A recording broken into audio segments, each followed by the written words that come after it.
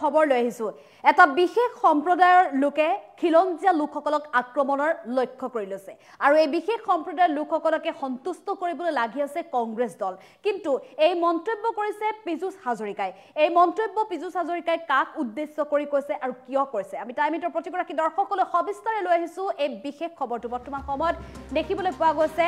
এটা বিশেষ সম্প্ৰদায়ৰ বিৰুদ্ধে জাঙুৰ খাই উঠিছে মন্ত্ৰী পীযুষ হাজৰিকা মন্ত্ৰী পীযুষ হাজৰিকাই সংবাদ মাধ্যমৰ আগত কেইবাটাও বিস্ফোৰক মন্তব্য কৰিছে এটা বিশেষ সম্প্ৰদায় খিলঞ্জীয়াক আক্ৰমণৰ লক্ষ্য কৰি লৈছে বুলি মন্তব্য কৰিছে কিন্তু কাক উদ্দেশ্যে মন্তব্য কৰিছে পীযুষ হাজৰিকাই ধাৰাবাহিকভাৱে এটা সম্প্ৰদায় আৰম্ভ কৰিছে আক্ৰমণ প্ৰতিটো মুহূৰ্ততে আক্ৰমণ কৰিবলৈ যেন সাজু হৈ থাকে এই বিশেষ সম্প্ৰদায়ৰ লোকসকল কংগ্ৰেছে বিশেষ সম্প্ৰদায়ৰ লোকক তুষ্টিকৰণ কৰে বুলি মন্তব্য কৰিছে মন্ত্ৰী পীযুষ হাজৰিকাই কিন্তু চৰকাৰ এই ক্ষেত্ৰত কঠোৰ হৈছে আৰু হ'ব চৰকাৰে ব্যৱস্থা গ্ৰহণ কৰিব বুলি ইতিমধ্যে উল্লেখ কৰিছে মন্ত্ৰী পীযুষ হাজৰিকাই নলবাৰীত আজি উপস্থিত হৈছে মন্ত্ৰী পীযুষ হাজৰিকা নলবাৰীত যেহেতু আজি কেবিনেট বৈঠক আছে আৰু নলবাৰীত উপস্থিত হৈ মন্ত্ৰী পীযুষ হাজৰিকাই এনেধৰণে জাঙুৰ খাই উঠিছে এটা বিশেষ সম্প্ৰদায়ৰ বিৰুদ্ধে কিন্তু কোন সেই বিশেষ সম্প্ৰদায়ৰ বিৰুদ্ধে খিলঞ্জীয়া কিয় আক্ৰমণ কৰি লৈছে বিশেষ সম্প্ৰদায়ৰ লোকসকলে আৰু এই বিশেষ সম্প্ৰদায়ৰ লোকসকলক কংগ্ৰেছ দলটোৱে কিয়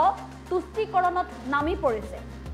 এই মুহূৰ্তৰ সাম্প্ৰতিক সময়ৰ এটা বিশেষ প্ৰশ্ন বুলি ক'ব লাগিব আৰু এনে অৱস্থাত মন্ত্ৰী পীযুষ হাজৰিকাই আচলতে কাক ইংগিত দিছে এই বিশেষ সম্প্ৰদায় বুলি লক্ষ্য কৰি আৰু উল্লেখ কৰিব লাগিব তেওঁ আৰু এটা আশ্বাস দিছে যি আচলতে বিশেষ সম্প্ৰদায়ৰ লোকসকলে খিলঞ্জীয়া লোকক আক্ৰমণ কৰিছে সেই আক্ৰমণ হ'বলৈ নিদিয়ে এই অৰাজকতাৰ সৃষ্টি হ'বলৈ নিদিও বুলি মন্তব্য কৰিছে আৰু সমান্তৰালভাৱে এইসকল লোকৰ বিৰুদ্ধে ব্যৱস্থা গ্ৰহণ কৰিবলৈও সাজু হোৱা বুলি মন্তব্য কৰিছে মন্ত্ৰী পীযুষ হাজৰিকাই কিন্তু এই বিশেষ সম্প্ৰদায় মানে মন্ত্ৰী পীযুষ হাজৰিকাই কথা কৈছে আমি পীযুষ হাজৰিকাৰ পোনপটীয়াকৈ ভাষ্য আছে ভাষ্য আগবঢ়াম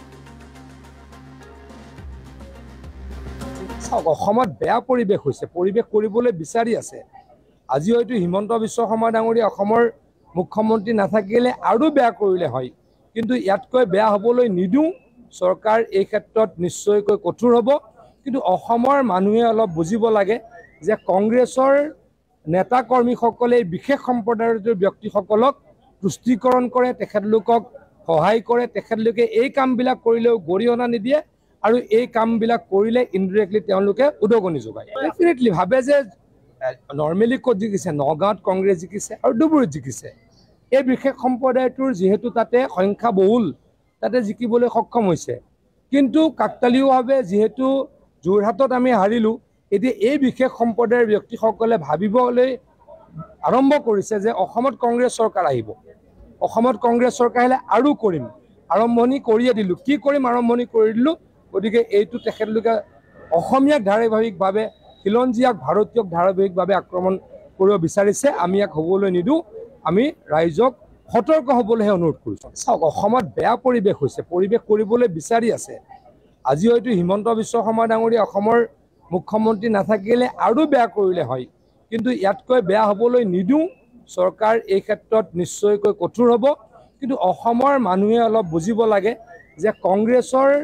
নেতা কৰ্মীসকলে বিশেষ সম্প্ৰদায়ৰ ব্যক্তিসকলক তুষ্টিকৰণ কৰে তেখেতলোকক সহায় কৰে তেখেতলোকে এই কামবিলাক কৰিলেও গৰিহণা নিদিয়ে আৰু এই কামবিলাক কৰিলে ইনডিৰেক্টলি তেওঁলোকে উদগনি যোগায় ডেফিনেটলি ভাবে যে নৰ্মেলি ক'ত জিকিছে নগাঁৱত কংগ্ৰেছ জিকিছে আৰু ডুবুৰীত জিকিছে এই বিশেষ সম্প্ৰদায়টোৰ যিহেতু তাতে সংখ্যা বহুল তাতে জিকিবলৈ সক্ষম হৈছে কিন্তু কাকতালীয়ভাৱে যিহেতু